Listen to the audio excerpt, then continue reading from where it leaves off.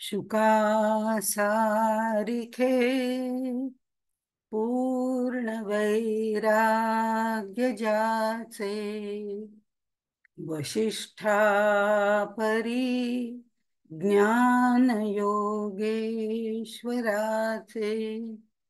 कवी वाल्मिका सारिखा मान्य ऐसा नमस्कार माझा सद्गुरु रामदासा. जय जय रघुवीर समर्थ.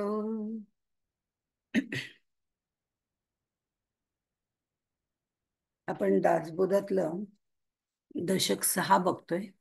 आज आपण समास चौथा बघणार आहोत. तसा तो अगदी छोटासा समास आहे, 24 ओव्यांचा समास आहे. एक दोन तीन गोष्टी महत्वाच्या त्याच्यामध्ये सांगितलेल्या आहेत. त्या बघून आपण वेळ उरला तर पुढे जाऊ, नाही तर तिथेच थांबू. पण ही जी ह्याच्यामध्ये आपण बघितलं, देवदर्शन किंवा देवशोधन आधी करायला आपण चाललोय. आणि देवशोधन करताना देवाची सगळी, देव म्हणजे थोरला देव. थोरला देव म्हणजे हा समर्थांचा शब्द आहे, थोरला देव. हा थोरला देव म्हणजे परब्रह्म स्वरूप जे आहे ते परब्रह्म. त्या परब्रह्माला जाणून घ्यायचं असेल तर त्याच्याबद्दलची माहिती गोळा करणं हा प्रकार ह्याच्यामध्ये चालू आहे. ज्याला भेटायला जायचंय, ज्याला बघायला जायचंय, ज्याचं अनुभूती घ्यायची आहे, तो आहे तरी कसा. पण तो आहे तरी कसा म्हटलं तर त्याचं वर्णनही करता येत नाही, अवर्णनीय आहे वगैरे म्हटलं जातं. मग नक्की त्याला ओळखायचं कसं की हेच ते आहे म्हणून. तर या सगळ्यासाठी मुळात ते कसं आहे, ते सगुण आहे, बहुगुण आहे, निर्गुण आहे, अशा पद्धतीने वेगवेगळ्या प्रकारे त्या परब्रह्माचं वर्णन केलेलं आहे. म्हणजे परब्रह्म निर्गुण निराकारच आहे हे मान्य आहे. पण त्याच्याकडे जाण्याकरता आधी त्याचं सगुण रूपातले काही काही गुण वर्णन केले पाहिजेत.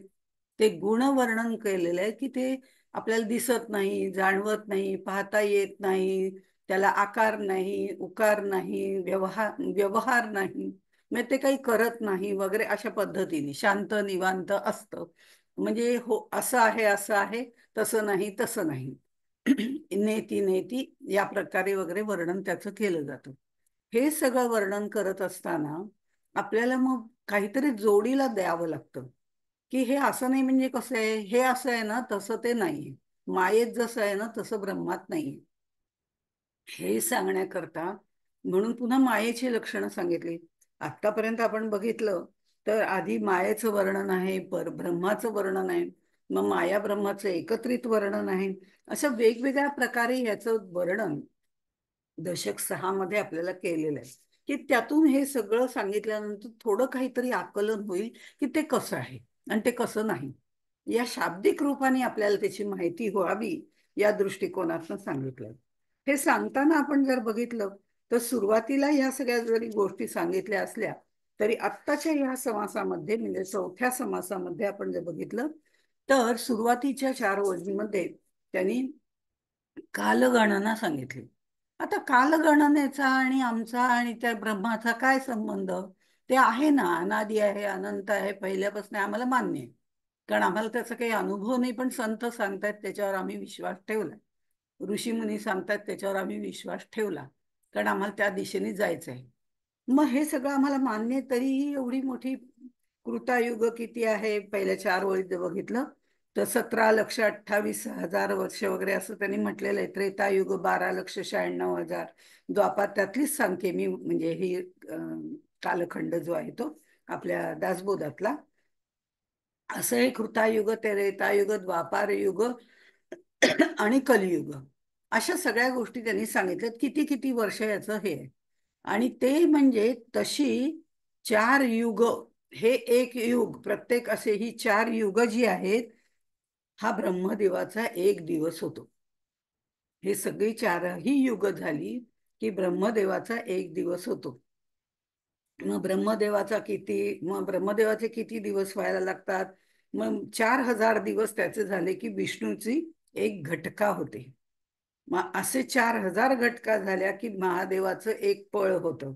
महादेवाचं 1000 पळ झाले की मूळ मायेचं अर्ध पळ होतं. म्हणजे आपल्याला त्या मूळ मायेपर्यंत जायचंय. हा प्रवास सुद्धा असाच आहे.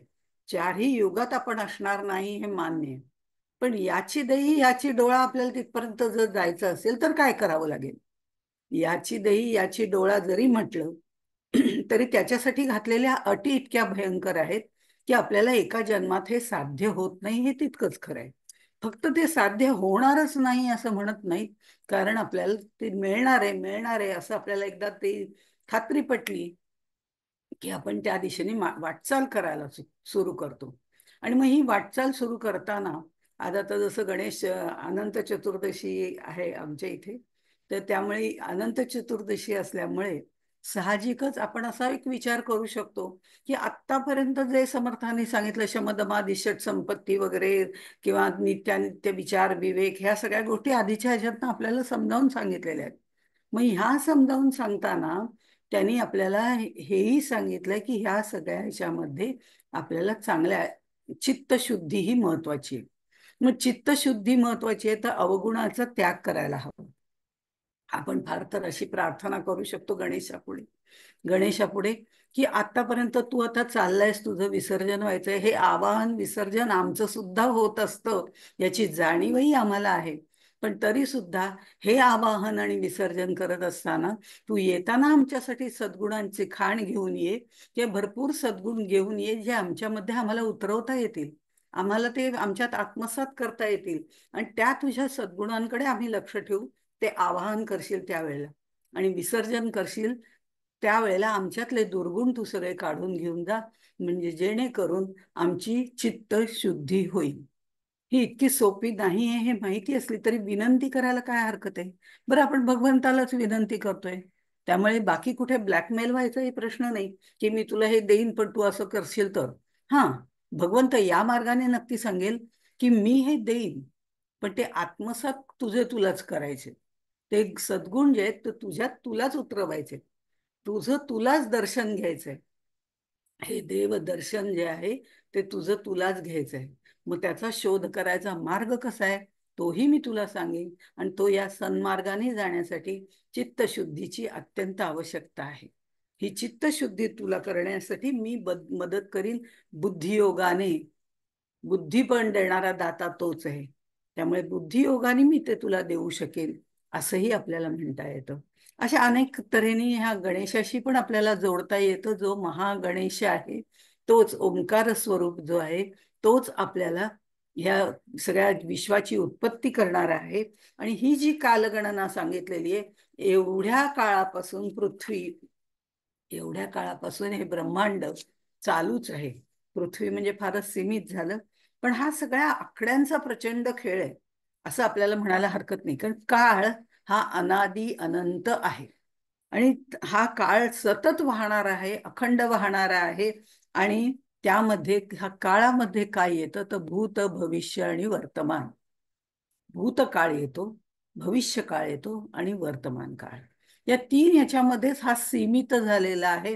हा सीमित झालेला आहे म्हणजे हे परब्रह्म नाही, कारण ते असीम आहे. हा जो काळ आहे, हा सगळा काळ लक्षात घेतला आपण तर म्हणजे ह्या सगळ्या गोष्टी, तर तो सातत्याने बदलत राहतो. हा सातत्याने बदलत राहतो तो काळ. पण परब्रह्म बदलत नाही, ते आहे तसंच आहे. हे जसं आमच्या लक्षात येतं त्याप्रमाणे आपल्याला एक गोष्ट आणखीन लक्षात येते, ती म्हणजे हा जो काळ एवढा प्रचंड वाहतोय, सारखा अखंड वाहतोय, वेगवेगळ्या पद्धतीने वाहतोय, वेगवेगळी रूप धारण करतोय. इतकंच नव्हे उश, इतकंच नव्हे तर हा काळ जो प्रचंड वाहतो आहे त्याच्यामध्ये आपल्याला त्या दृष्टिकोनातनं विचार केला तर ब्रह्मदेवाचा एक दिवस म्हणजे केवढा मोठा आहे हे नुसतं जरी आपण लक्षात घेतलं तर त्या तुलनेत आपलं आयुष्य किती आहे. अतिशय क्षणभंगूर असं आयुष्य आहे. या तुलनेमध्ये आपलं आयुष्य क्षणभंगूर असताना सुद्धा आम्हाला इतका अहंकार होतो की मी कोण, माझं काय, मी कशी. हा इतकं क्षणभंगूर. म्हणून भागवतात सुद्धा म्हणताना असंच म्हटलं नाही, निमिष नैमिषारण्यात जे निमिषभर पापणी लवते न लवते तो आहे एवढं ब्रह्मांड हे जे आहे त्यातले आमचं आयुष्य हे निमिषभर आहे. त्या तुलनेमध्ये हे लक्षात घेऊन आपला अहंकार इथेच सोडून देऊन आपली चित्तशुद्धी करण्यासाठी अहंकारासारखा दुसरा अडचण म्हणजे मोठा अडसर नाहीये.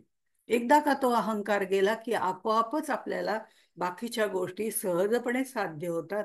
हे आपल्याला इथे लक्षात घ्यायचंय. आणि हे सगळं सांगताना देवदर्शन करायचं असेल तर हा अत्यंत महत्वाचा भाग आहे. हे सांगताना आणखीन एक गोष्ट समर्थ असं सांगतात. म्हणजे आधी त्यांनी बाकीच्या गोष्टी सांगितलेल्या आहेतच. तर 10व्या ओळीमध्ये म्हणतात, एक म्हणती विष्णू थोर, एक म्हणती रुद्र थोर, एक म्हणती शक्ती थोर, सकळामध्ये श्रीराम.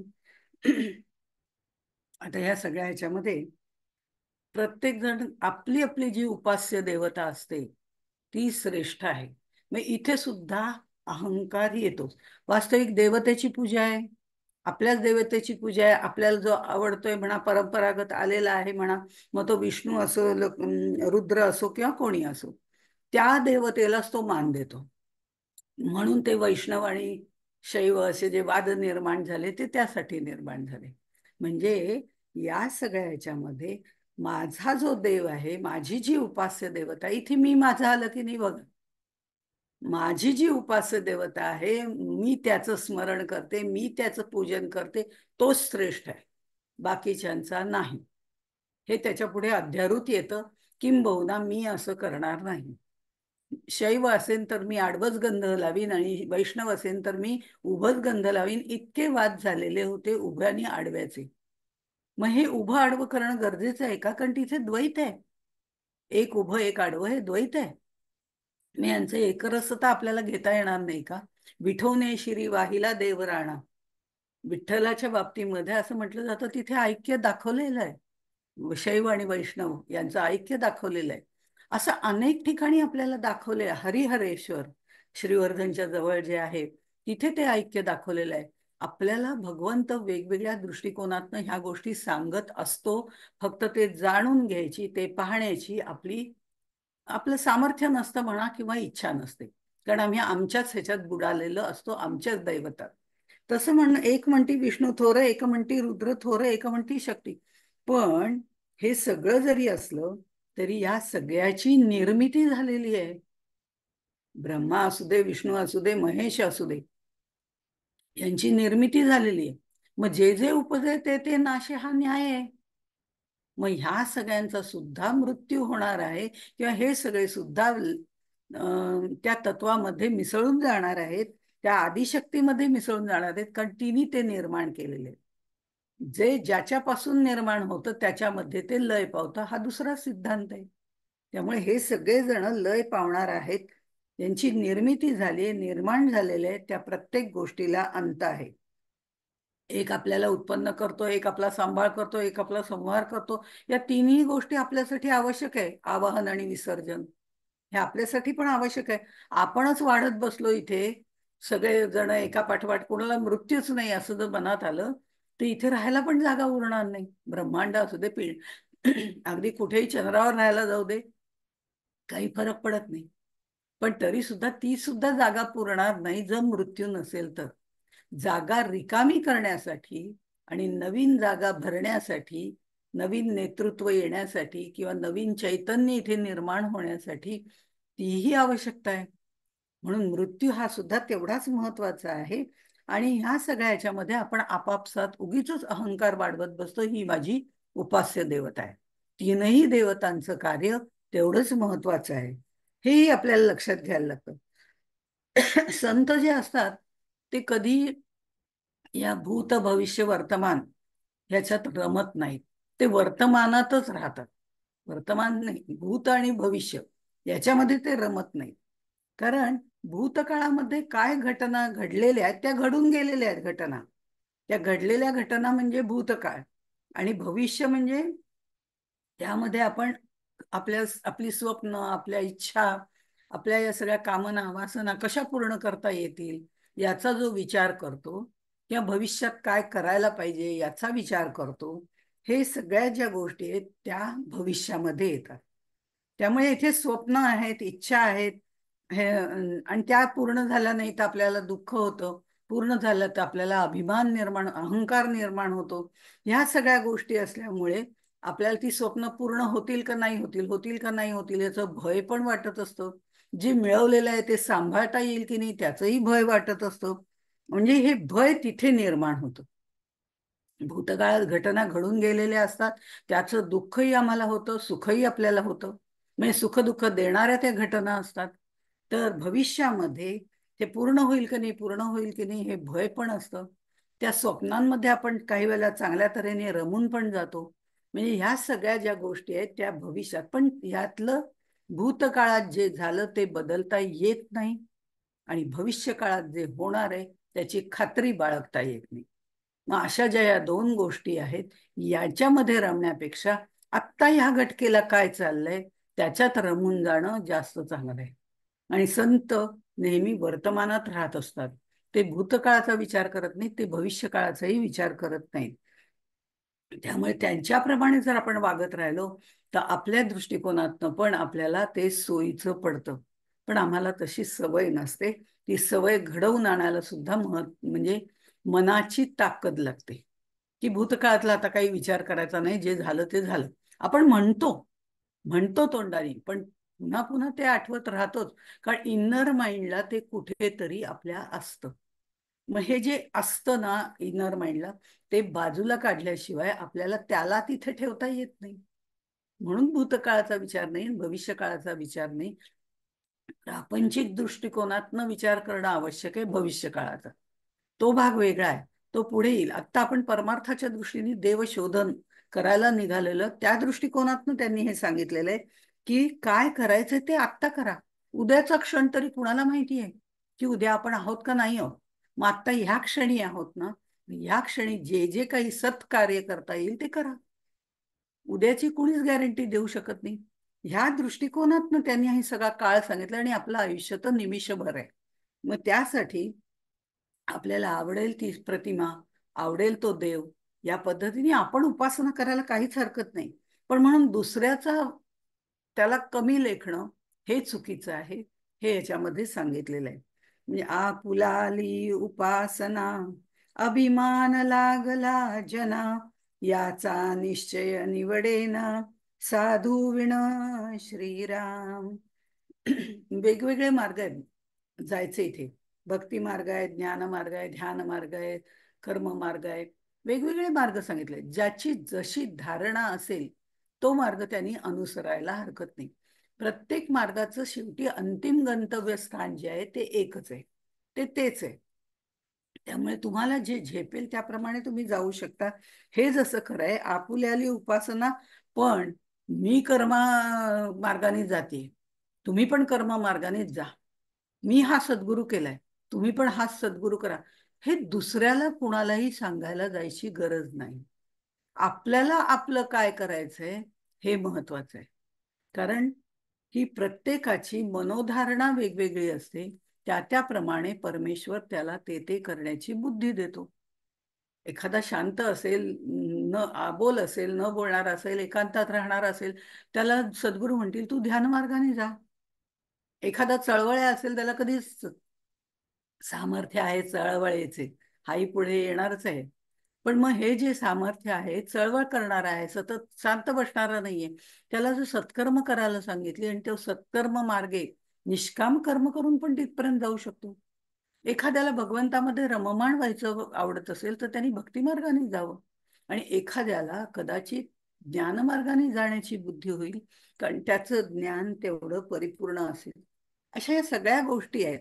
त्यामुळे ज्याची जशी उपासना असेल तशी उपासना त्यांनी करावी. आणि हे करताना सुद्धा सद्गुरू ज्या वेळेला केला जातो तेव्हा माझे सद्गुरू श्रेष्ठ आहेत, तुमचे कोण अमके का, हा ठीक आहे, म्हणजे दुय्यम स्थान असं देण्याची गरज नाही. कारण सद्गुरूंचं बाह्य रूप पाहायचं नसतं, त्यांचं नामरूप पाहायचं नसतं, त्यांचं लौकिक पाहायचं नसतं, त्यांचे 7 गुण आपण पाहत नाही. त्यांची कुटुंबात कोण कोण आहे, ते दिसायला गोरे आहेत का काळे आहेत, ते वयाने लहान आहेत का मोठे आहेत, अशा पद्धतीने आहे. त्यामुळे ते त्याच्याबद्दल गुरूंच्या ह्याच्यामध्ये आपण बघितलेलं आहे. पण हे सगळं न बघता ते सद्गुरु तत्व जे आहे ते महत्वाचं आहे. आणि ते माझ्या सद्गुरूत आहे, तेच तुमच्या सद्गुरूत आहे, तेच यांच्या सद्गुरूत आहे, तेच त्यांच्या सद्गुरूत आहे. म्हणजे तत्वरूपाने सगळीकडे ते सारखे असतात, पण आपल्या नामरूपाने त्यांच्यामध्ये वेगवेगळं भिन्नत्व आहे. साधू दिसती वेगळे आले तरी स्वरूपी मिळाले, या पद्धतीने सद्गुरू असतात. त्यामुळे सद्गुरूंविषयी म्हणजे आपल्या सद्गुरूंविषयी श्रेष्ठत्वाची, आदराची, परिपूर्णतेची भावना असणं जरूर असावी, त्याबद्दल वादच नाही, ती असायलाच हवी. पण आत्मरूपाने सगळे सद्गुरू एकच आहे हे लक्षात घेऊन दुसऱ्यांच्या सद्गुरूंचा पण आदर करावा, दिसायला जरी ते दोन वेगवेगळे असले तरी सुद्धा, कारण तेही सद्गुरूच असतात. त्यामुळे साधू पुरुष असं कधीच करत नाही. ते नेहमी सर्व सद्गुरूंच्या ठिकाणी एकरूपच झालेले असतात. ते आपल्याला ती ह्यांची गोष्ट माहिती असेल, गजानन महाराजांच्या गजानन महाराजांच्या पोथीमध्ये आहे, बच्चूलाल म्हणून आहे. त्यांनी ज्या वेळेला गजानन महाराज आले आणि शेख मोहम्मद म्हणून तो पण तिथे आला, ते दोघं जण बरोबर आले. पण ते बरोबर आल्यानंतर सुद्धा बच्चूलालांनी एकाला थिएटरमध्ये म्हणजे थिएटरमध्ये उतरवलं. म्हणजे शेख मोहम्मद किंवा त्याला काहीतरी म्हटलंय, शेख महत बशा वगैरे असं काहीतरी म्हटलेलं आहे. तर त्याला जे आहे ते थिएटरामध्ये उतरवलं आणि यांना मात्र मंदिरात उतरवलं. हा भेद कशासाठी, असाही एक प्रश्न त्यावेळेला गजानन महाराजांना वाटला. ते म्हणजे तो जेवढा आहे तेवढाच मी आहे, तो जसा आहे तसाच मी आहे. दिसायला आमची नाम आणि रूप हे दोन वेगवेगळी असली तरी सुद्धा आम्ही तत्वरूपाने एकच आहोत, ही भावना संतांच्या मध्ये असते. त्यामुळे संत कधीही भेद करत नाहीत. संत एकमेकांमध्ये भेद करत नाहीत, उपास्य देवतेमध्ये भेद करत नाहीत. आपली आपली उपासना आणि उपास्य दैवत वेगळं असलं तरी दुसऱ्याच्याही दैवताला, सद्गुरूंना ते तेवढाच मान देतात. त्याचं कारणच असं आहे की हा भेद ते करत नाहीत, हा भेद आपण करतो. आणि आपणच करतो असं नाही, त्याचं राजकारण पण केलं जातं. हा खरा चुकीचाच मार्ग आहे. हा भेद करणं हेच चुकीचं आहे. पण सर्व संत जे असतात ते त्यातल्या मागचं तत्व पाहत असतात. त्यामुळे त्यांनी असं म्हटलेलं आहे की गजानन महाराज पण जे त्यांना मंदिरात उतरवलं होतं तेही तिकडे गेले थिएटरमध्ये. म्हणे इथेही मला भगवंतच आहे, तिथेही भगवंतच आहे, कुठे बिघडलं. म्हणून श्रीरामाच्या मंदिरात उतरवलेले गजानन महाराज तिथून पुन्हा परत त्या थिएटरमध्ये गेले, तिथे दोघांनी गप्पा मारल्या. ते म्हणे मला चालणार आहे, हे म्हणे मला चालणार आहे. तर आमच्या दृष्टीने हे विश्वची माझे घर, अशी मती जयाची थोर, या पद्धतीने वागणारे ते होते. त्यामुळे संत कधीच असा भेद करत नाही, हे आपण लक्षात घेत नाही.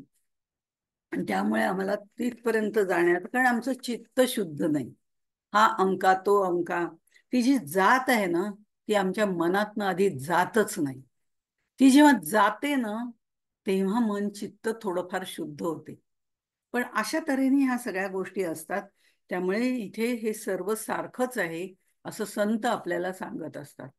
आणि हे सांगताना त्यांनी आणखीन एक दृष्टांत दिलेला आहे. चित्री लिहिली सेना, त्यात कोण थोर कोण साना, हे तुम्ही विचाराना, आपुले ठाई श्रीराम, स्वप्नी उदंड देखिले, लहान थोर कल्पिले, परंतु जागे झालिया झाले, कैसे पहा श्रीराम. चित्री लिहिली सेना म्हणजे की चित्र काढलं, एखाद्या भिंतीवरती आपण मोठं चित्र काढलं. आता त्या चित्रामध्ये आपण राजा काढला, तो हत्तीवर बसलेला आहे, आजूबाजूला त्याचे सेवक आहेत, मागे पुढे सैन्यातले काही लोक आहेत, रथी महारथी तिथे बसलेले आहेत, आजूबाजूला उभे आहेत, असं सगळेजण चाललेत, असं चित्र काढलं. आता हे सगळं चित्र भिंतीवर काढलेलं आहे. हे काढलेलं असल्यानंतर आपण म्हणतो यातलं श्रेष्ठ कोण आणि कनिष्ठ कोण, तर म्हटलं तर कोणीच श्रेष्ठ नाही आणि कोणीच कनिष्ठ नाही. त्याचं कारण ही सगळी चित्र आहेत, ही सगळी चित्र काढलेली आहेत. उद्या जर त्या क्षणाला चित्र काढून पूर्ण झालं आणि त्या क्षणाला चार लोकांनी येऊन आपल्या त्या चित्रकारावरती हल्ला केला, तर या चित्रातला राजाही येणार नाही, प्रजाही येणार नाही, प्रधानही येणार नाही आणि रथी महारथी असले तरी येणार नाही, कारण ते चित्र आहे. हे आपल्या लक्षात येत नाही. हा सगळा चित्राचा खेळ आहे. तसं आपला सुद्धा सगळा हा भूतलावरती असलेला खेळच आहे. इथे कोणी थोर नाही, कोणी लहान नाही, कोणी मोठं नाही, सगळे सारखेच आहेत. सगळे सारखेच आहेत याचा अर्थ काय आहे? मग आपण तर बघतोय व्यावहारिक व्यावहारिक पातळीवरती वेगळं आहे आणि पारमार्थिक पातळीवरती वेगळं आहे. व्यावहारिक सत्ता आणि पारमार्थिक सत्ता असं त्याला म्हटलं जातं. पण ही व्यावहारिक सत्ता आणि पारमार्थिक सत्ता काय, याचं थोडक्यात इथे विश्लेषण त्यांनी केलेलं असलं तरी सुद्धा प्रत्यक्ष त्याचा उहापोह पुढे केलेला आहे. तर त्यामुळे इथे त्यांनी म्हटलेलं आहे की हे लहान कोण मोठं कोण, शेवटी ते चित्र आहे. यातलं कोणीच त्याच्यासाठी येणार नाही. जो तो आपापला रोल निभावतोय, पण तो चित्रामध्ये जर असेल तर त्याचाही उपयोग नाही. खरा राजा आला तर गोष्ट वेगळी आहे. मग खरा राजा जसा आहे तसा खरा मी पण आतमध्ये आहे ना. मग हा माझा जो वरचा मी आहे त्याला ओळखण्यापेक्षा मला आतल्या मीला ओळखणं जास्त महत्वाचं आहे. या दृष्टिकोनातनं हा दृष्टांत दिलेला आहे. बाकी काही नाही. पहावे आपणासी आपण या नाव ज्ञान, पण आपल्याला आपणासी पाहण्यापेक्षा दुसऱ्यालाच पाहण्यामध्ये आम्ही वेळ घालवत असतो. तो कसा आहे, त्याचं कसं आहे, तो काय करतो, हे बरोबर करतो का चूक करतो, काही गरज नाही. त्याचं तो करतोय, त्याचं तो बघेल. मला काय करायचंय, मी काय करायचंय, यासाठी मी माझ्यातल्या मीला जाणलं पाहिजे. जसं स्वप्नाचं एक त्यांनी उदाहरण दिलंय. स्वप्नी उदंड देखील लहान थोरही कल्पिले, परंतु जागी झाले कैसे पहा. आता ह्याच्यामध्ये जर आपण उदाहरण घ्यायचं की मला असं स्वप्न पडलं, असं धरूया आपण, की मला असं स्वप्न पडलं की मी एवढी कोट्याधीश झाले, अमकं झालं, राजे रजवाड्यांसारखं माझं घर मोठं झालं. ह्या सगळ्या गोष्टी ज्या व्यावहारिक सत्तेमध्ये आहेत त्या सगळ्या मला दिसत आहेत, की सगळे हातापाया पडतायत माझ्या अगदी. काय करू, कसं करू, इतकं सगळे जण करतायत. बाहेर 10 प्रकारच्या गाड्या उभ्या आहेत, कोणत्या गाडीतनं जायचं आहे इथपर्यंत, म्हणजे अगदी किती वाढवता येईल आपल्याला. एवढं मोठं ते स्वप्न छान पडलेलं आहे. पण ते स्वप्न आहे हे मला त्यावेळेला कळत नाही. मी त्या स्वप्नामध्ये रममाण होऊन जाते आणि म्हणते काय श्रीमंत झाले मी, कोट्याधीश झाले, लक्षाधीश झाले, काय जे म्हणायचं असेल ते, म्हणजे खूप श्रीमंत झाले. हे मी मला स्वप्नामध्ये बघतीये. पण जर स्वप्नात जाग आली तर मी अंथरुणावर असते. आणि मी अंथरुणावर असते आणि म्हणते किती वाजले, अरे बापरे, चहा ठेवायला हवा, म्हणजे माझाच मला चहा ठेवायचा आहे. स्वप्नामध्ये मी जेव्हा असते तेव्हा मी ते सुख उपभोगत असते, पण ते स्वप्नामधलं सुख खरं नसतं. स्वप्न संपलं की ते संपून जातं. तसंच आपलं जीवन हे सुद्धा एक स्वप्नच आहे. त्यामुळे त्या स्वप्नामध्ये आपण रममाण होऊन जातो. ते आपण नाम आणि रूप या उपाधींमध्ये रममाण होतो. जी उपाधी मायेमध्ये आहे आणि त्या मायेच्याच उपाधीमध्ये आम्ही जन्म घेतो, मायेच्याच उपाधीमध्ये आम्ही राहतो आणि मायेच्याच उपाधीमध्ये आम्ही आमचं आयुष्य संपवतो. म्हणून ही माया आम्हाला जास्त प्रिय वाटते आणि त्या मायेमध्ये आम्ही रममाण होतो. हे मायेमध्ये रममाण होणं म्हणजे स्वप्नी स्वप्न देखिले. स्वप्नी स्वप्न देखिले हे सुद्धा ही एक ओवी आहे. ती पुढे येणार आहे, पण त्यावेळेला बघताना त्यातला दृष्टिकोन पुन्हा वेगळा असणार आहे, की हे सगळं स्वप्न कसं आहे आणि मी त्याच्यातच का रममाण होतीये. मला या स्वप्नातनं जागृती आली पाहिजे. ती जागृती कोणती आहे ती तिथे सांगितली.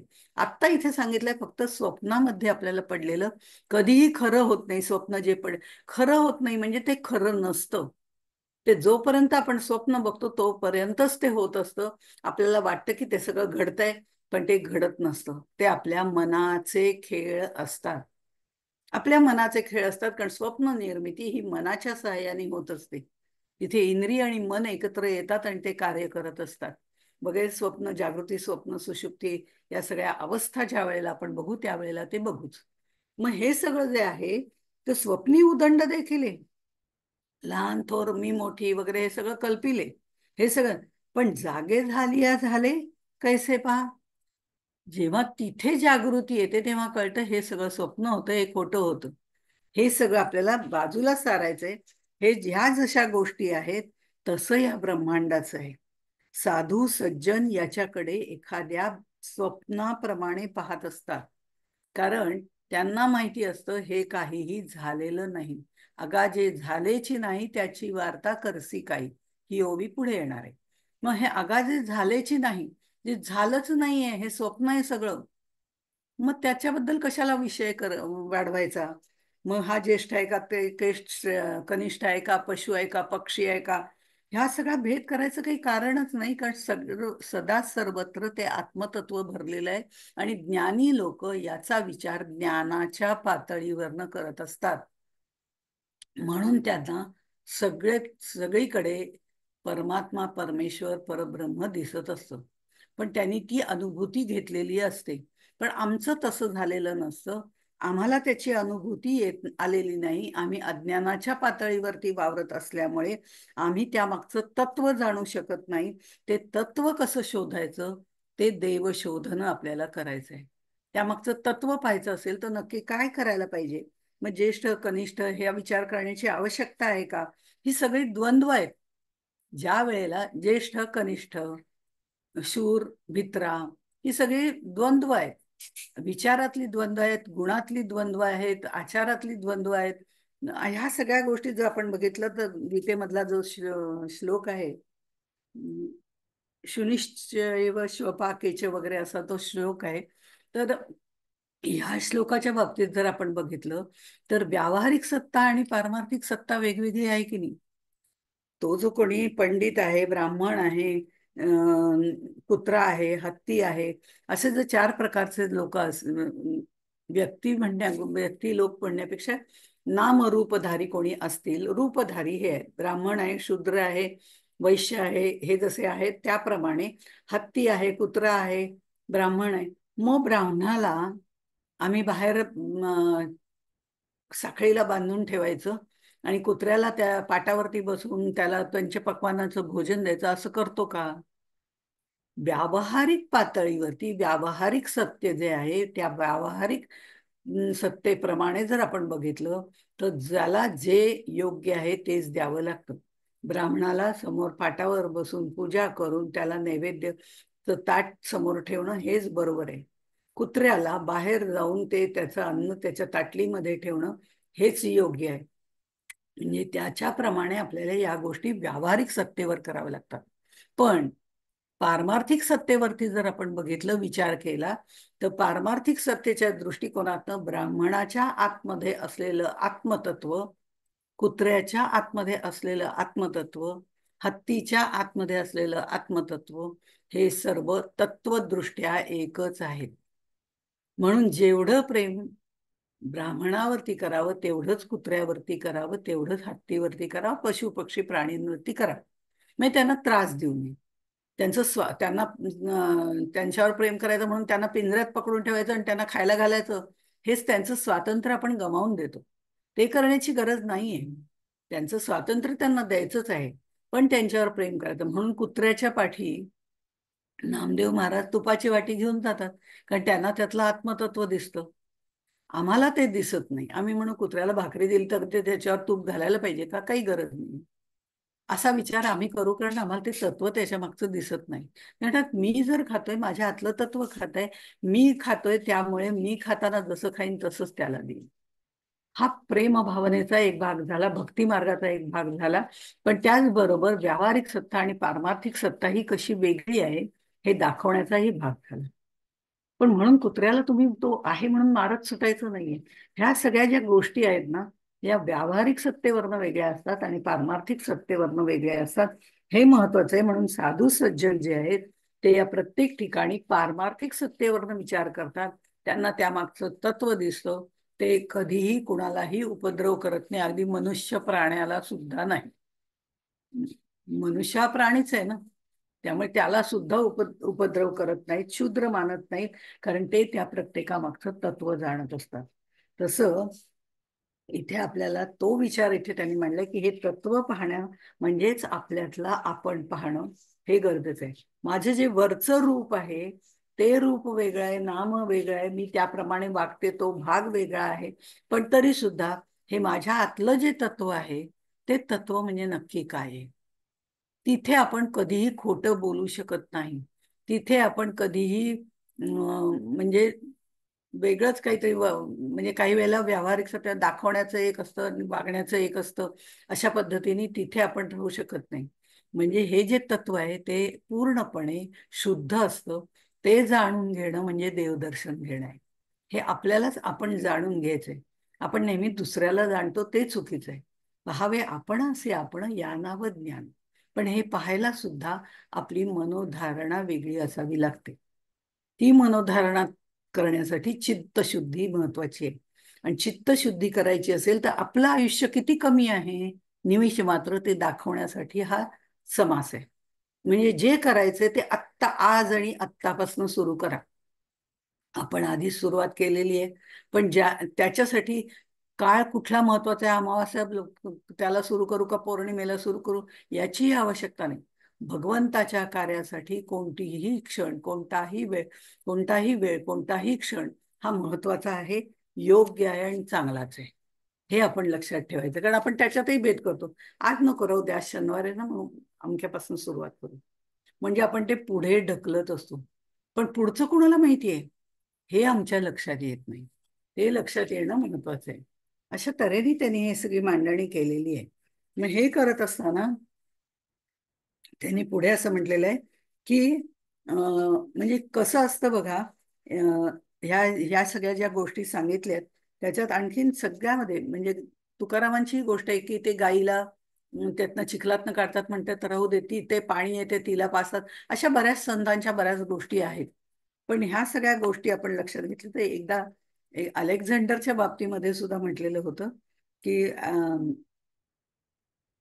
एक साधू रस्त्याने तिथे बसलेला असतो आणि सगळे लोक तिथनं जात असतात, त्याला नमस्कार करत असतात.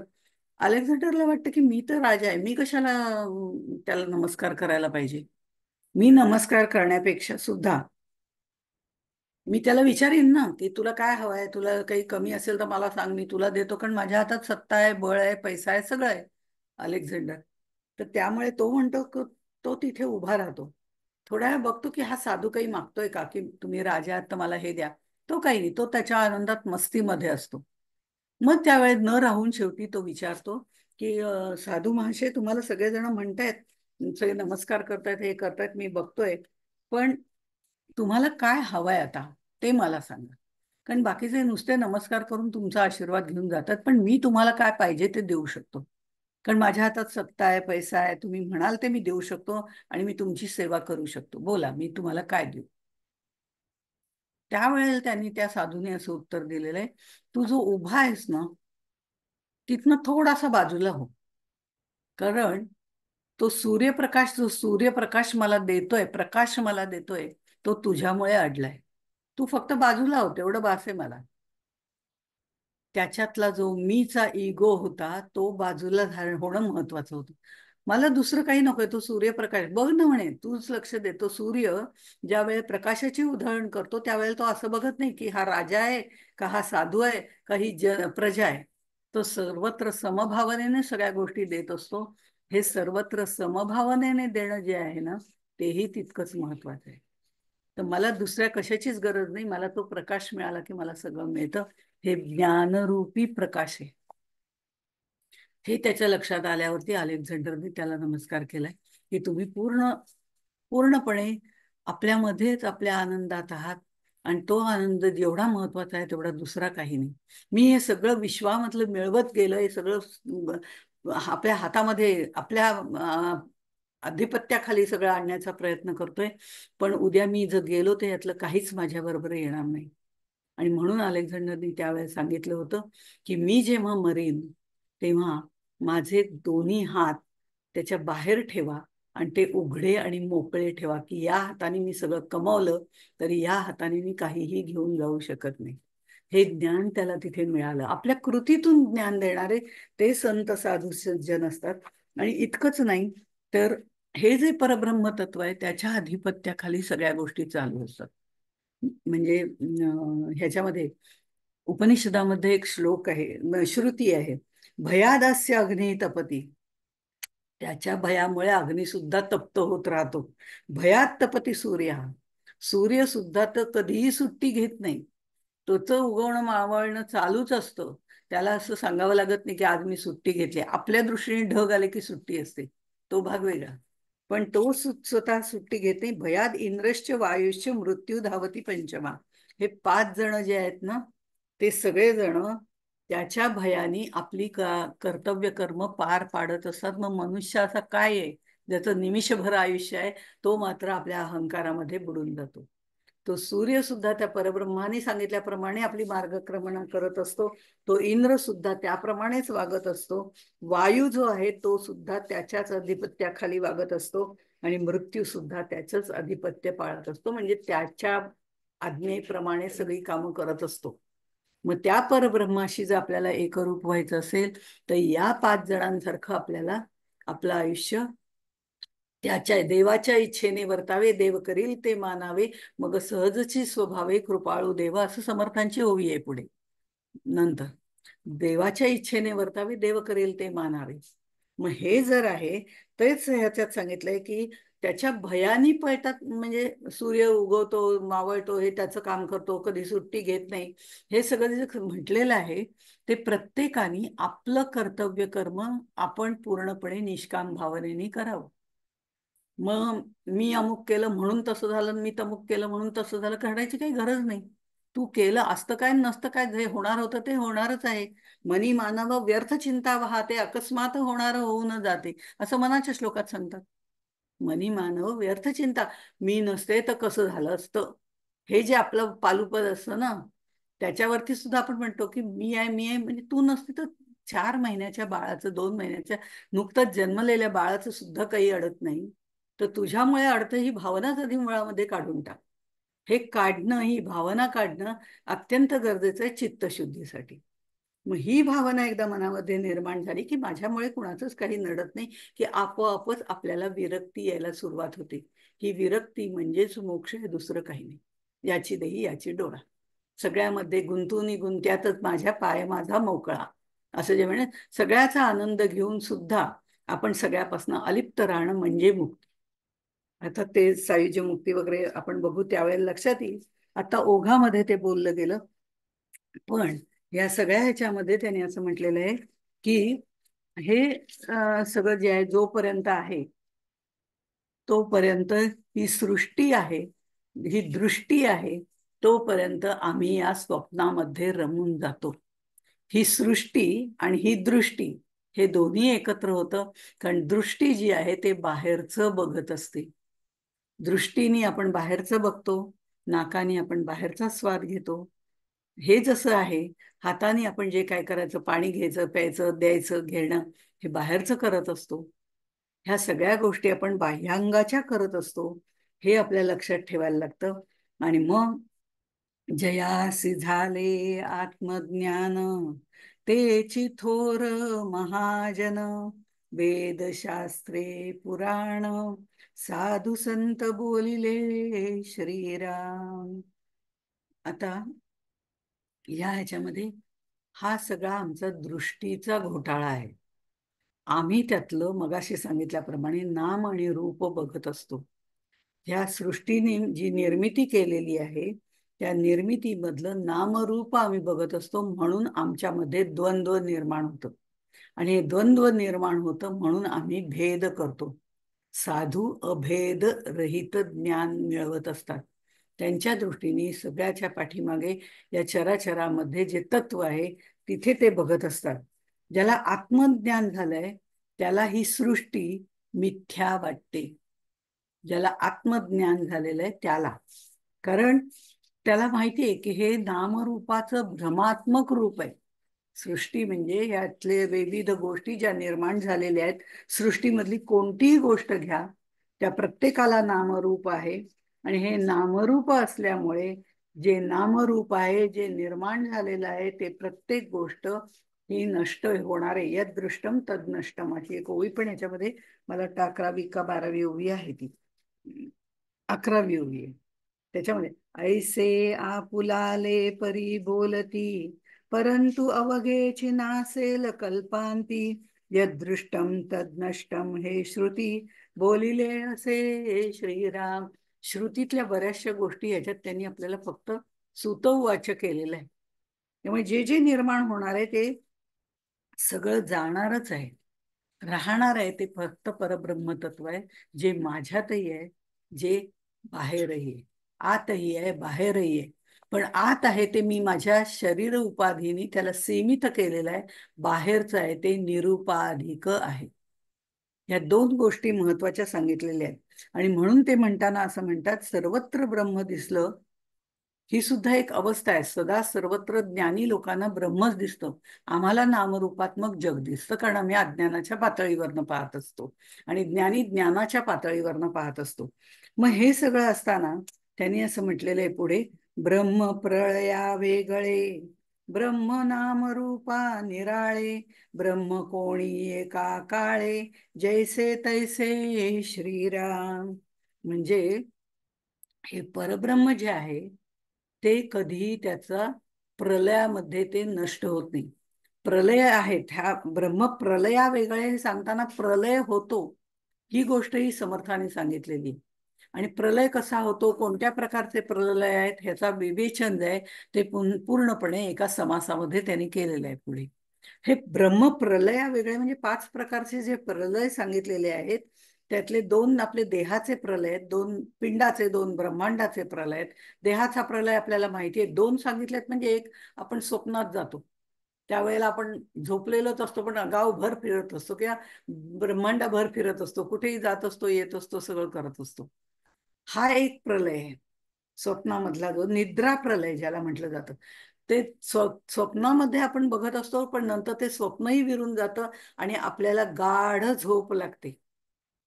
सुषुप्ती ज्याला म्हटलं जातं, गाढ झोप. कोण शेजारी झोपलंय कळत नाही, मी झोपली हे कळत नाही. पूर्णपणे सगळी इंद्रिय मन सगळं विसर्जित झालेलं असतं. काहीही नाही, शांत निवांत गाढ झोप. ती मला दुसऱ्या दिवशी कळते, काय सुंदर झोप लागली होती. हे दुसऱ्या दिवशी कळतं. मी गाढ झोपलेली असताना कधी म्हणत नाही शेजाऱ्याला उठवून, अरे मी गाढ झोपली बर का, म्हणजे मग ती झोपच नाही ना. मग ही जी गाढ झोप आहे त्याला निद्रा प्रलय म्हटलंय. स्वप्नाच्याही पुढची स्टेज आहे जागृती, स्वप्न, सुषुप्ती. ही सुषुप्ती जी आहे ती निद्रा प्रलयाची आहे, तो प्रलय आहे. आणि नंतर देहांताचा प्रलय होतो. असे आपल्या पिंडामध्ये 2 होतात, तसे ब्रह्मांडाचे 2 आहेत, तेही पुढे आपल्याला येणारच आहेत. त्यामुळे त्या ब्रह्मांडाच्या प्रलयामध्ये जे जे निर्माण झालंय, जे जे ज्यातून निर्माण झालंय, पृथ्वी आप तेज वायू आकाश, हे तर होणारच आहे. पण ही पंचमहाभूत सुद्धा मूळ मायेमध्ये जाणार, तमोगुणामध्ये जाणार. मग तमोगुण म्हणजे त्रिगुणामध्ये, त्रिगुण मग मूळ मायेमध्ये, अशा पद्धतीने सगळ्याचा प्रलय होणार आहे. पण हे 2 आणि ते 2 प्रलय, पिंडाचे 2 आणि ब्रह्मांडाचे 2. पण हे प्रलय जरी असले तरी आपल्याला आणखीन एक प्रलय करता येतो. त्याला समर्थांनी विवेक प्रलय असं म्हटलेलं आहे. विवेकाचा प्रलय करायचा नाहीये बरं. विवेकाने विचार करून आपल्याच देहातला बाह्य भाग जो आहे त्याचा प्रलय करायचा, ते आपण नंतर बघू. कारण ते हळूहळू आपल्याला तिथपर्यंत नेतील, तेव्हा त्याचा प्रलय कसा करायचा ते आपल्या लक्षात येईल. आत्ता सांगितलं तर त्याला फाटे फुटत जातात. त्यामुळे हा विवेक प्रलय पण त्यांनी सांगितलेला आहे. पण हे 5ही प्रलय सोडून द्या, ब्रह्म प्रलया वेगळे. परब्रह्म जे आहे ते या विवेक प्रलयाने नष्ट होत नाही. ते पिंड ब्रह्मांडाचे प्रलय होतात त्यावेळेला नष्ट होत नाही, कारण ते त्याच्यापेक्षा वेगळं आहे. कारण त्याच्यातूनच सगळ्याची निर्मिती झालेली आहे. त्यामुळे त्या सगळ्यांना सामावून घ्यायचं काम करणारं ब्रह्म आहे, परब्रह्म आहे. त्यामुळे तिथपर्यंत गेलं तरी ब्रह्माचा प्रलय कधीही होत नाही, परब्रह्माचा. आणि ब्रह्म नामरूपा वेगळे, त्याला नामही नाही रूपही नाही, काहीच नाही. ही नामरूपात्मक सृष्टी आहे जिची निर्मिती झालेली आहे. ब्रह्म कोणी एका काळे जैसे तैसे. ते कसं आहे, नाम नाही, रूप नाही, आकार नाही, स्थळ नाही, काळ नाही, काहीच नाही आहे. हा काळ, काळाचं बंधन जे आहे, आता आपण पहिले जे 4 प्रकारचे काळ बघितले, युग बघितली, हे सगळे सुद्धा ते परब्रह्म त्याच्याही आधीपासून आहे. त्यामुळे त्याला काळाचंही बंधन नाही, कुठलीच नाही. या सगळ्या बुद्धीच्या कल्पना आहेत. नाम रूप आकार स्थल काल, या सगळ्या आमच्या बुद्धीच्या कल्पना आहेत आणि त्या सगळ्या मायेच्या कक्षात येतात. हे प्रलय सुद्धा मायेच्याच कक्षात येतात, कारण हे पंचभौतिक ब्रह्मांड मायेच्या कक्षेत येतं. त्यामुळे नाव कोणतंही ठेवलं तरी काही फरक पडत नाही. म्हणजे आपल्याला नाव सुद्धा देणारे दुसरेच असतात ना. लहानपणी मीच म्हणू शकत नाही माझं हे नाव ठेवा बरं का, माझं हे नाव ठेवा, असं म्हणूच शकत नाही, कारण बाळ असतं. त्याला नाव ठेवणारेही लोक दुसरीच असतात आणि नावं ठेवणारीही दुसरी असतात. त्यामुळे त्याला त्याचाही हक्क नाहीये, हेही तितकंच खरंय. म्हणजे नाम रूप, रूपही आपल्या हातात नाहीये. त्यामुळे नाव कुठलंही ठेवलं तरी फरक पडत नाही. रूप कुठलंही असलं नसलं तरी वस्तूला, म्हणजे ह्या बाकीच्या निर्मित झालेल्या वस्तूला काही फरक पडत नाही. समजा जर पहिल्यापासूनच कमळाला गुलाब म्हणून नाव दिलं असतं तर आम्ही त्याला गुलाबच समजलं असतं. ऋषी मुनींपासून ती परंपरा आली असती, असं एक कल्पना करा की कमळ आहे गुलाबी रंगाचं छान आणि गुलाबी रंगाचा गुलाब आहे, पण त्या कमळाला जर आम्ही गुलाबाचं नाव दिलं असतं तरी काही फरक पडला नसता. आम्ही म्हटलं असतं की गुलाब असं आहे, गुलाबामध्ये भुंगा अडकतो वगैरे, ह्या सगळ्या गोष्टी आपण गुलाबाच्या बाबतीत म्हटल्या असत्या. नामरूपाने काही खरं म्हणजे फरकच पडत नाही, हे तितकंच खरं आहे, हे सांगायचंय त्यांना. घटाच्या बद्दल त्यांनी म्हटलं तर मातीचा घट केला काय, म्हणजे माठ केला काय, सुरई केली काय, म्हणजे वेगवेगळे प्रकार, उभट केलं काय, गोल केलं काय, काही फरक पडत नाही, नाही का. त्याप्रमाणे हे नामरूप जे आहे ते आम्ही दिलेलं आहे, त्याचा फरक परब्रह्माला पडत नाही. ते आहे तसंच आहे. आहे तसंच आहे म्हणजे काय, जे जसं ते काल होतं. बघा, हे ची ब्रह्मांडाची परंपरा ज्या वेळेला सांगितलं, युग सांगितली, त्यावेळेला प्रत्येक वेळे काळानुरूप त्याच्यामध्ये बदल होतो. काळानुरूप बदल होतो म्हणजे आतापर्यंत आलेलं सगळी निर्मिती झाली त्या प्रत्येकामध्ये बदल होतो. पण परब्रह्म असं आहे ज्याच्यामध्ये काहीही कधीही बदल होत नाही, हे यातून त्यांना सांगायचंय. त्यामुळे ते परब्रह्म असं आहे की काहीही त्याच्यामध्ये बदल होत नाही. जसं ते मागे होतं तसंच ते आत्ता आहे, तसंच ते पुढे राहणार आहे. आणि हे सगळं करत असताना त्यांनी मुद्दामून असं म्हटलेलं आहे की मग हे जे ब्रह्म आहे त्याच्यामध्ये काही फरक पडत नाही, काही नाही. म्हणजे ज्या वेळेला आपण म्हणतो ऐसे अनंत, ती ओवी अशी आहे, ऐशा अनंत शक्ती होती, अनंत रचना होती जाती. खरी म्हणजे ही 5वी ओळ आहे, ओवी आहे. पण आपण घेताना शेवटी घेतली कारण ऐशा या रचना अनंत होती, ऐशी अनंत रचना होती जाती असं म्हटले. ऐशा अनंत शक्ती होती, अनंत रचना होती जाती, तरी अखंड खंडे ना स्थिती परब्रह्माची श्रीराम. कारण तो कालातीत आहे, नामातीत आहे, रूपातीत आहे, गुणातीत आहे, अवर्णनीय आहे. या सगळ्या गोष्टी त्याच्यामध्ये येतात, निराकार आहे. त्यामुळे ते पूर्वी होतं तसंच आहे, आत्ताही तसंच आहे आणि पुढेही तसंच राहणार आहे. त्याच्यात बदल होत नाही. किंबहुना त्या परब्रह्माचं ज्या वेळेला आम्ही अनुभूती घेतो, परब्रह्माची अनुभूती घेतली जाते, ही अनुभूती ज्या वेळेला घेतली जाते त्या वेळेला सुद्धा जर आपण विचार केला तर ऋषी मुनींना जी अनुभूती आली होती परब्रह्माची, प्रचिती आली होती, अनुभूती आली होती, स्वतःची स्वतःच त्यांनी घेतली होती, ती ऋषी मुनींना जशी आली होती तशीच नंतरच्या काळातही आलेली, आत्ताही तशीच अनुभूती येणार आहे. म्हणजे अनुभूतीमध्ये सुद्धा फरक नाही, अनुभवामध्ये सुद्धा फरक नाही. त्या परब्रह्माची अनुभूती जी आपल्याला घ्यायची, अपरोक्ष अनुभूती, आतापर्यंत दुसऱ्याने सांगितलेलं आपण ऐकलं तसं नाही, आपली आपल्याला जेव्हा घ्यायची होईल तेव्हाही जी ऋषी मुनींना आली होती तीच आपल्याला येणार आहे, त्याच्यातही बदल होणार नाही असं त्यांनी सांगितलंय. म्हणजे हे किती न बदलणारं आहे, सदैव शांत निवांत आहे तसंच, असतची असे, कुठलंही नामरूप न बदलता असं ते राहणार आहे. आणि हे आम्ही जे सगळेजण हे परब्रह्मच्या तुलनेमध्ये जर आमचा विचार केला तर आम्ही अल्प जीव आहोत. ते परिपूर्ण आहे, ते सर्वज्ञ आहे, आम्ही अल्पज्ञ आहोत असं प्रत्येक वेळे. कारण आम्ही आम्हाला जीव म्हणून सीमित केलेलं आहे, त्याला नामरूपाची देहाची उपाधी लावलेली आहे आणि उपाधीमुळे माणूस सीमित होतो. हा एक आणखीन भाग त्यातला त्यांनी सांगितलाय.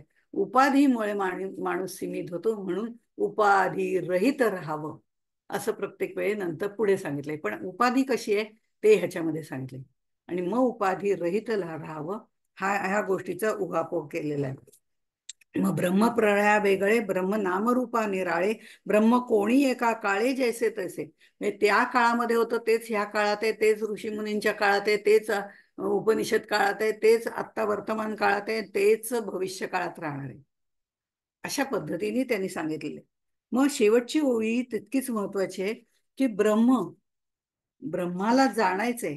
हे जर ब्रह्माला जाणायचंय, ते जाणायचंय म्हणजे काय? मग त्याला जाणणारा कोण आहे?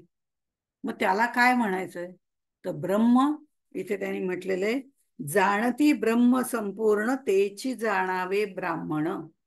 ही एक व्याख्या समर्थांनी इथे केलेली आहे. जाणती ब्रह्म संपूर्ण तेची जाणावे ब्राह्मण. ज्यांनी ब्रह्म परिपूर्णरित्या अनुभव घेतलेला आहे, प्रचिती घेतलेली आहे, जाणलेलं आहे, नुसतं शाब्दिक रूपाने नाही, प्रत्यक्ष अनुभूती घेतलेली आहे, असे जे आहेत त्यांना ब्राह्मण असं म्हणावं, असं त्यांनी इथे म्हटलेलं आहे. म्हणजे ब्रह्म जानाती असं उपनिषदामध्ये पण म्हटलेलं आहे, इति ब्राह्मणा. तर ते जसं म्हटलेलं तसं समर्थांनी इथे व्याख्या केलेली आहे. उपनिषदावर आधारित, गीतेवर आधारित असाच हा दासबोध आहे. त्यामुळे ती प्रत्यक्ष भगवंत प्रमाण वाक्य घेऊनच त्यांनी दासबोध लिहिलेला आहे. फक्त तो मराठीतून बोली भाषेतून त्यावेळेच्या लिहिलेला असल्यामुळे आपोआपच तो आपल्याला समजायला सोपा जातो. आता इथे त्यांनी म्हटलंय की या ब्रह्माला जे जाणतात आणि त्या ब्रह्माचं निरूपण जे करतात, म्हणजे पूर्णपणे अनुभूती घेऊन निरूपण करणारे, 4 पुस्तकं वाचून आमच्यासारखे प्रवचन करणारे नव्हे, ते प्रवचन झालं. 4 पुस्तकातल्या 4 गोष्टी वाचायच्या आणि ते प्रवचन. पण निरूपण, निर्रूप, ज्याचं रूप नाही, रंग नाही, त्याची अनुभूती घ्यावी लागते, अनुभव घ्यावा लागतो. तो अनुभव ज्याने घेतलाय आणि अनुभव घेऊन जे सांगतायत ते निरूपण असतं. तिथे तत्व सांगितली जातात, निरूपणामध्ये तत्व थोडक्यामध्ये सांगितली जातात. त्यामुळे निरूपण हे जास्त महत्वाचं असतं, प्रवचन महत्वाचं नाही. निरूपणामध्ये तत्व सांगितली जातात. त्यामुळे तो त्या निरूपण म्हणजे काय आणि प्रवचन म्हणजे काय, मग श्रोता वक्त्यांमधलं काय, याचाही उहापोह पुढे त्यांनी केलेला आहे. पण असो, सांगायचं तात्पर्य असं की ब्रह्मविद, म्हणजे ब्रह्मविद, विद म्हणजे जाणणं, ज्यांनी ब्रह्म जाणलाय त्यांना ब्राह्मण म्हणायचे. असं म्हटल्यानंतर ब्रह्म कोणी कोणी जाणलेलं आहे? तर कांदा मुळा भाजी अवघी विठाई माझी, असं म्हणणारे सावता महाराज त्यांनीही जाणलेलं आहे. मग त्यांनी कुठे उपनिषद वाचली होती? त्यांनी कुठे आमच्यासारखं शाब्दिक ज्ञान मिळवून घेतलं होतं? आम्ही शाब्दिक ज्ञानामध्येच गुंततो, शाब्दिक ज्ञानाचाच उहापोह करत राहतो आणि शाब्दिक ज्ञानावरती चर्चा वितंडवाद करतो. पण त्यापेक्षा ते जाणून घेणं हे जास्त महत्वाचं आहे. म्हणून देवशोधन ते देवदर्शन आपल्याला करायचंय. त्याचा मार्ग करण्यासाठी या सगळ्या गोष्टी आधी आपल्यामध्ये मुरवणं गरजेचं आहे. मग कांदा मुळा भाजी अवघी विठाई माझी म्हणणारे सावता महाराज, भले त्यांना संस्कृती येऊ दे नको येऊ दे काही फरक पडत नाही, पण त्यांनी ब्रह्म जाणलेलं आहे. दळिता कांडिता असं म्हणणाऱ्या जनाबाईंनी केलेलं आहे. म्हणजे तिला तो मदत करायला येतो असं म्हणते. मग हे मदत करायला खरंच येतो का? आमच्यासारखे त्याच्यावर चर्चा करत बसतील. पण त्यालाही बरीच उत्तरं आहेत, तोच भाग सोडून देऊ. सांगायचं तात्पर्य असं की या सगळ्या ह्याच्यामध्ये ज्यांनी हे ब्रह्म जाणलेलं आहे त्यांना शाब्दिक ज्ञान असायलाच पाहिजे, त्यांनी उपनिषद वाचलीच पाहिजे, त्यांनी एवढं नामस्मरण केलंच पाहिजे असं काहीही नाही. चित्तशुद्धी हे सगळ्यात महत्वाचं आहे आणि ती चित्तशुद्धी इतक्या पटकन होत नाही. मग वज्र सूचिकोपनिषद म्हणून आहे, कदाचित आपल्याला परिचित असेल. त्याच्यामध्ये खूप छान हे घेतलेलं आहे आणि ते बहिणाबाईंचं आहे. बहिणाबाई चौधरी नव्हे, तुकाराम शिष्या बहिणाबाई त्यांचं आहे, त्यांनी लिहिलेलं आहे. म्हणजे बहिणाबाई चौधरी आणि ही गल्लत होण्याची शक्यता आहे म्हणून सांगते की बहिणाबाई चौधरींनी लिहिलेलं नाही, तर हे बहिणाबाई म्हणजे तुकाराम शिष्या बहिणाबाईंनी वज्रसूचिकोपनिषद म्हणून लिहिलेलं आहे. तर त्याच्यामध्ये त्यांनी म्हटलंय की ब्राह्मण शूद्र क्षत्रिय वैश्य शूद्र वगैरे हे जे 4 प्रकार आहेत, 4 वर्ण आहेत, त्यानुसार जर आपण बघितलं तर ब्राह्मण हा मुख्य आहे. श्रेष्ठ आहे. पण मग ब्राह्मण कुणाला म्हणायचं, हा प्रश्न त्यांनी उपस्थित केलाय. समर्थांनी इथे स्पष्ट व्याख्या सांगून टाकली. करीती ब्रह्म निरूपण, जाणती ब्रह्म संपूर्ण, तेची जाणावे ब्राह्मण, ब्रह्मविद श्रीराम. मग इथे त्यांनी असं बहिणाबाईंनी असं म्हटलेलं आहे की कुणाला नक्की ब्राह्मण म्हणायचं. त्यांच्या ओव्या हे आहेत व्यवस्थित, त्यांनी ओव्या लिहिलेल्या आहेत त्याच्याबद्दल. मग जीवाला ब्राह्मण म्हणायचं का? जीव जो आहे, आतापर्यंत आपण बघितलं, जीव अल्पज्ञ आहे, तो सर्वज्ञ आहे. मग हाच जीव बाहेर पडला की आत्मतत्व म्हणून बाहेरच पडतं ना, त्याच्याशीच एकरूप होतं. मग त्या जीवाला म्हणायचं का ब्राह्मण? तर ते म्हणे नाही, जीवाला कसं ब्राह्मण म्हणणार?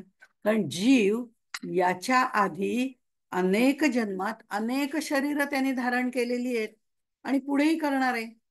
मागील आणि पुढील देहात तो जीवच असणार आहे. तो प्रत्येक जन्मात ब्राह्मण कुटुंबातच जन्म घेईल असं नाही. म्हणून ब्राह्मण कुटुंबात जन्म घेतला म्हणून तो ब्राह्मण आहे हेही म्हणणं चुकीचं आहे. तसंच जीवाला ब्राह्मण म्हणणं, कारण जीव कुणाला म्हणतो?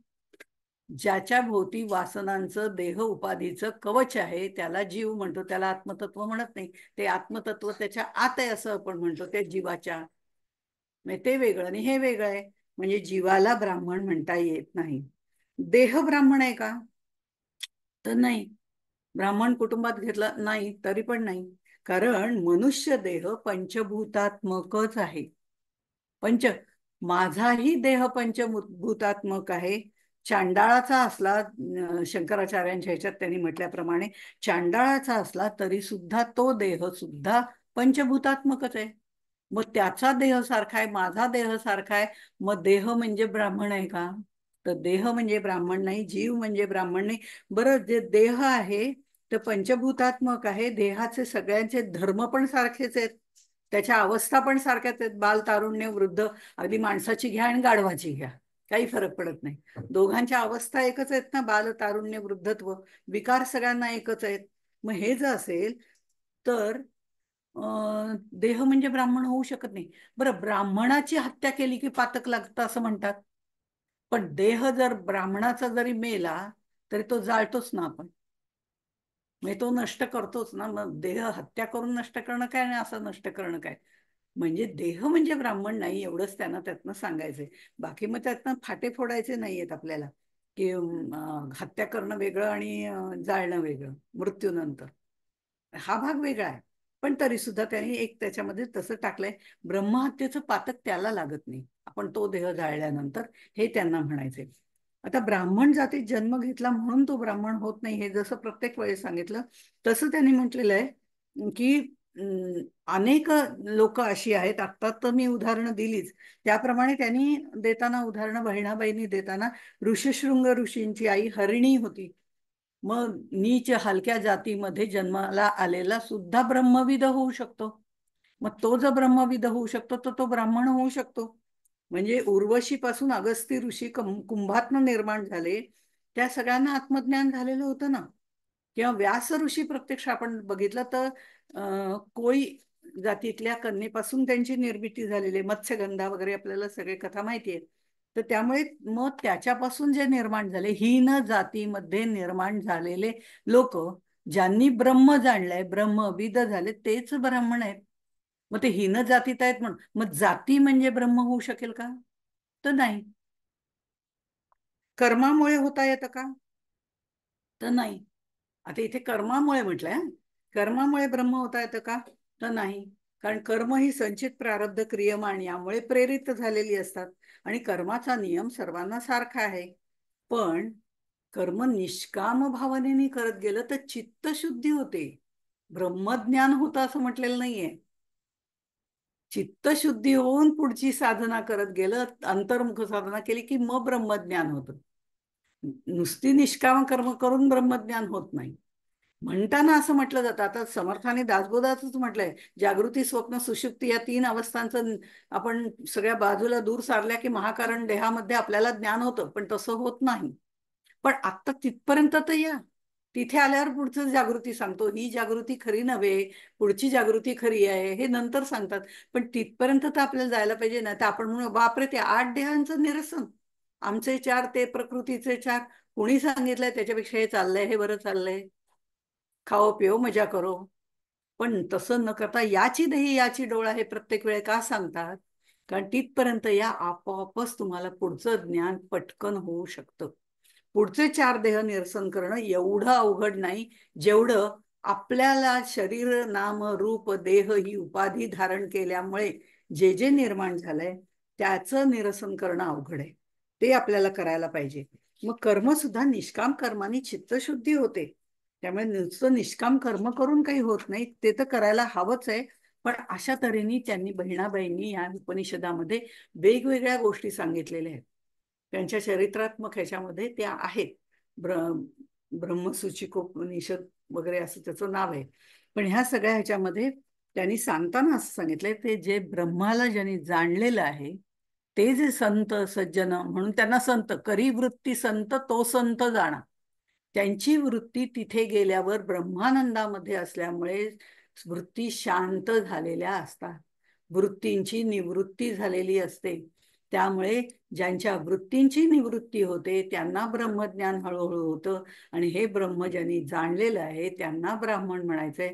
आणि ते ब्रह्म आपल्याला जाणायचंय. त्यासाठी कोण कोणत्या जातीचा आहे, कोण कोणत्या धर्माचा आहे, कोणाची कोणती उपासना, ह्याच्यात जे जे सांगितलं तेच सांगते मी या समासामध्ये. कोणाची कोणती उपास्य देवता आहे, कोण कोणाचा गुरु आहे, ह्याचा गुरु हा, माझा गुरु हा, याचा भेद करण्याचं काही कारण नाही. उपासना त्यांची ती आहे, माझी ही आहे, हा भेद करण्याचं कारण नाही. कारण हे ब्रह्म जर जाणायचं असेल तर हे सगळे भेद दूर केल्याशिवाय आत्मशुद्धी होत नाही. आणि आत्मशुद्धी झाल्याशिवाय ब्रह्मापर्यंत जाता येत नाही. ही आत्मशुद्धी पहिल्या 4च दशकांमध्ये आपल्याला समर्थांनी सांगितलेली आहे. मग ती सुरुवातीला चित्त आपण शुद्ध केलंय हे त्यांनी गृहीत धरलंय आणि आता ते पुढचं आपल्याला सांगतायत. त्यामुळे चित्तशुद्धी झाल्यावर या सगळ्या गोष्टी आपल्याला करायच्या आहेत. म्हणून चित्तशुद्धी होईपर्यंत मी जरा थांबणार आहे बरं का. मग बघू, चित्तशुद्धी झाल्यावर मग ब्रह्मजानाती म्हणायचं की नाही ते पुढचं पुढे. म्हणून मी चित्तशुद्धीसाठी थांबणार आहे असं म्हणून चालत नाही. एका पाठोपाठ एक गोष्टी, एका बरोबर एक गोष्टी सॅमल्टेनियसली करणं आवश्यक आहे.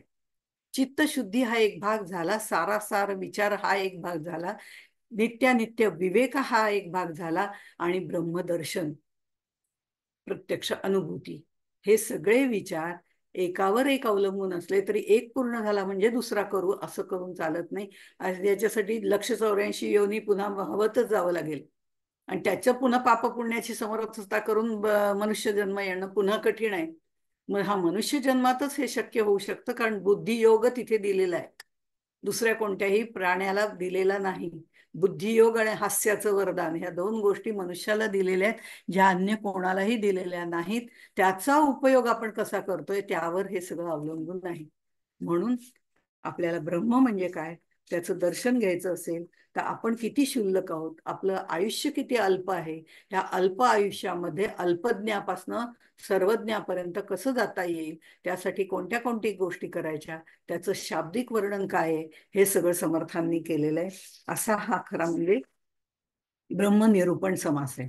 हा ब्रह्मनिरूपण समास झाल्यानंतर खरं त्यांनी माया ब्रह्मनिरूपण बघा, म्हणजे या दशकामध्ये जर बघितलं तर आधी ब्रह्मनिरूपण आहे, मग माया निरूपण आहे, मग माया ब्रह्मनिरूपण आहे, मग हे युगकाल यातलं अल्पज्ञ सर्वज्ञ, म्हणजे ह्या सगळ्या गोष्टी आपल्याला तिकडे जाण्याकरता उपयोगी पडणाऱ्या आहेत. मग आता पुढच्या ह्याच्यात जेव्हा सांगतील माया ब्रह्मनिरूपण म्हणजे काय ते आपण पुढच्या वेळेला पाहू. तोपर्यंत इथेच थांबू. त्याचं मिश्रण त्यांनी सांगितलेलं की मिश्रित असलेल्या गोष्टी आता पुढे कशा आहेत, कारण त्या आपल्यामध्ये आहेत. पहा, आधी आपल्यालाच पाहायचंय मग पुढे जायचंय. हे सगळं लक्षात घेऊन आपण पुढचा समास पुढच्या वेळेला पाहू. तोपर्यंत इथेच थांबू. जय जय रघुवीर